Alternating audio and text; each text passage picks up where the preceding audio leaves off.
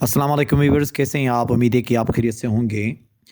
जैसे कि आप जानते हैं कि इंग्लिश लैंग्वेज के अंदर इंग्लिश ग्रामर और वोकैबुलरी के अलावा स्ट्रक्चर्स बहुत बड़ा किरदार अदा करते हैं, जिसके ज़रिए हम आसानी से अंग्रेज़ी बोल सकते हैं और उसके अंदर फ्लुएंसी ला सकते हैं।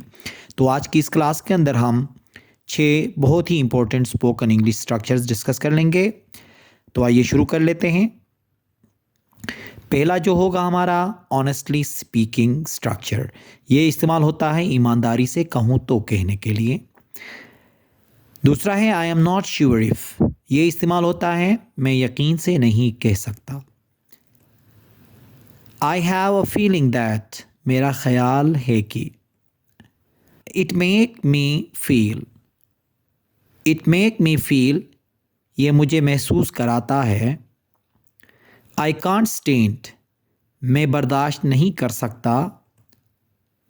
I am really into. मैं वाकई दिलचस्पी रखता हूँ। ये 6 स्ट्रक्चर्स हैं जो हम रोज़मर्रा ज़िंदगी में बहुत ज़्यादा इस्तेमाल करते हैं। अब इनको वन बाय वन हम इनके फार्मूला, ये कैसे इस्तेमाल होते हैं और कैसे जुमलों के लिए इस्तेमाल होते हैं, ये सारा वन बाय वन डिस्कस कर लेंगे। तो आइए शुरू कर लेते हैं। पहला स्ट्रक्चर होगा ऑनेस्टली स्पीकिंग। ये इस्तेमाल होता है ईमानदारी से कहूँ तो का ट्रांसलेट करने के लिए। ऐसे जुमले जिसमें हम ईमानदारी से कहूँ तो कहते हैं, तो जब इनको इंग्लिश में बोलेंगे तो किस तरह बोलेंगे? ऑनेस्टली स्पीकिंग से। अब इसका फार्मूला बनेगा ऑनेस्टली स्पीकिंग के बाद क्लॉज आएगा। जैसे कि ईमानदारी से कहूँ तो मुझे सबक समझ नहीं आया। Honestly speaking I didn't understand the lesson. Honestly speaking, I did not understand the lesson. ईमानदारी से कहूँ तो वो मेहनत नहीं करता। ईमानदारी से कहूँ तो वो मेहनत नहीं करता। Honestly speaking, he does not work hard.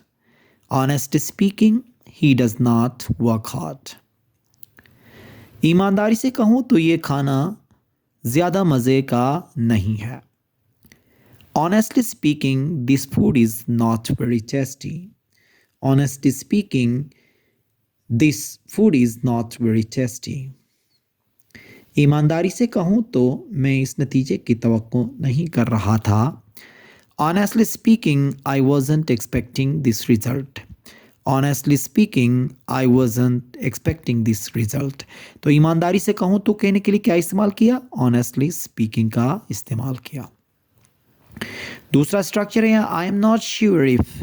मैं यकीन से नहीं कह सकता कि कहने के लिए। इसका स्ट्रक्चर बनेगा आई एम नॉट श्योर इफ के बाद फिर क्लॉज आएगा। जैसे कि मैं यकीन से नहीं कह सकता कि वो आज आएगा। आई am not sure if he will come today. I am not sure if he will come today. मैं यकीन से नहीं कह सकता कि ये मंसूबा महफूज है। आई am not sure if this plan is safe. I am not sure if this plan is safe. मैं यकीन से नहीं कह सकता कि इसे मेरी बात समझ आई। मैं यकीन से नहीं कह सकता कि इसे मेरी बात समझ आई। I am not sure if she understood my point. I'm not sure if she understood my point. मैं यकीन से नहीं कह सकता कि हम वक्त पर मुकम्मल कर सकेंगे। I'm not sure if we can finish on time. I'm not sure if we can finish on time. तो आई एम नॉट श्योर इफ़ का इस्तेमाल क्यों होगा? मैं यकीन से नहीं कह सकता हूँ का ट्रांसलेट करने के लिए। तीसरा स्ट्रक्चर है I have a feeling that. मेरा ख्याल है कहने के लिए। इसका भी formula I have a feeling that के बाद क्लॉज आएगा। जैसे कि मेरा ख्याल है कि कुछ गलत है। मेरा ख्याल है कि कुछ गलत है। I have a feeling that something is wrong. I have a feeling that something is wrong.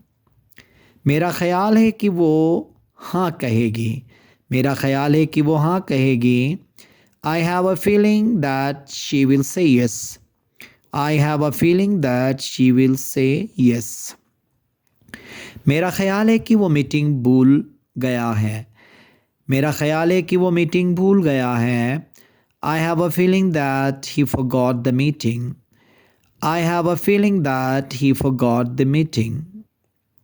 मेरा ख्याल है कि आज बारिश होगी. मेरा ख्याल है कि आज बारिश होगी. I have a feeling that it will rain today. I have a feeling that it will rain today. तो I have a feeling that का इस्तेमाल कब करेंगे? मेरा ख्याल है कि का ट्रांसलेट करने के लिए. चौथा है इट मेक्स मी फील. ये मुझे महसूस कराता है. इसका फार्मूला क्या है देखें. इट मेक्स मी फील के बाद एडजेक्टिव लगेगा या तो नाउन फ्रेज आएगा. जैसे कि दूसरों की मदद करना मुझे खुशी महसूस कराता है. It makes me feel happy to help others. It makes me feel happy to help others. लोगों को लड़ते देखकर मुझे दुख महसूस होता है. It makes me feel sad when people fight. It makes me feel sad when people fight. इम्तिहान से पहले मुझे घबराहट होती है. It makes me feel nervous before exam. It makes me feel nervous before exams. अंग्रेज़ी बोलने से मुझे एतमाद महसूस होता है. It makes me feel confident when I speak English. It makes me feel confident when I speak English. तो it make me feel का जो इस्तेमाल होता है वो किस लिए होता है? ये मुझे महसूस कराता है कहने के लिए. पांचवा है आई कांट स्टैंड. मैं बर्दाश्त नहीं कर सकता. मैं बर्दाश्त नहीं कर सकता कहने के लिए इसका फार्मूला बनेगा आई कांट स्टैंड के बाद नाउन, अगर वर्ब आ गया तो फिर आईएनजी आएगा. मैं ऊंचा शोर बर्दाश्त नहीं कर सकता. I can't stand loud noise. I can't stand loud noise. मैं बदतमीज़ लोगों को बर्दाश्त नहीं कर सकता. I can't stand rude people. I can't stand rude people. घंटों इंतज़ार करना मैं बर्दाश्त नहीं कर सकता. I can't stand waiting for hours. I can't stand waiting for hours. गर्मी का मौसम मैं बर्दाश्त नहीं कर सकता. गर्मी का मौसम मैं बर्दाश्त नहीं कर सकता. I can't stand hot weather. I can't stand hot weather. तो कांट स्टैंड का इस्तेमाल कब होगा? बर्दाश्त नहीं कर सकता कहने के लिए. I am really into. मैं वाकई दिलचस्पी रखता हूँ. ये कहने के लिए इस्तेमाल होता है.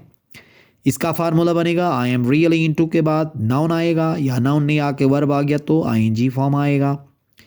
जैसे कि मैं किताबें पढ़ने में वाकई दिलचस्पी रखता हूँ.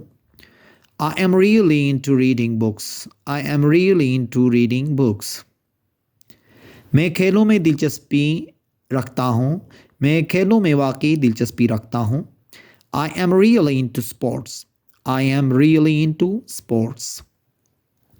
मुझे नई नई चीज़ें पकाने में वाकई दिलचस्पी है. मुझे नई नई चीज़ें पकाने में वाकई दिलचस्पी है. I am really into cooking new recipes. I am really into cooking new recipes. मुझे फ़ोटोग्राफ़ी में वाकई दिलचस्पी है. मुझे फ़ोटोग्राफ़ी में वाकई दिलचस्पी है.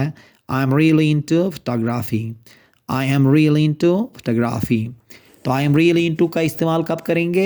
मैं वाकई दिलचस्पी रखता हूँ कहने के लिए इस्तेमाल करेंगे.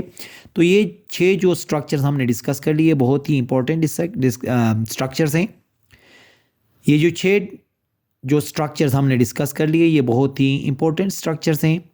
इनको हमने अपने रोज़मर्रा ज़िंदगी में इस्तेमाल करना है. जब भी इंग्लिश बोल रहे होते हैं तो इन चीज़ों का हमने इस्तेमाल करना है ताकि हमारी अंग्रेज़ी बेहतर हो. उम्मीद है कि आज का ये लेक्चर आपको पसंद आया होगा. Thank you very much.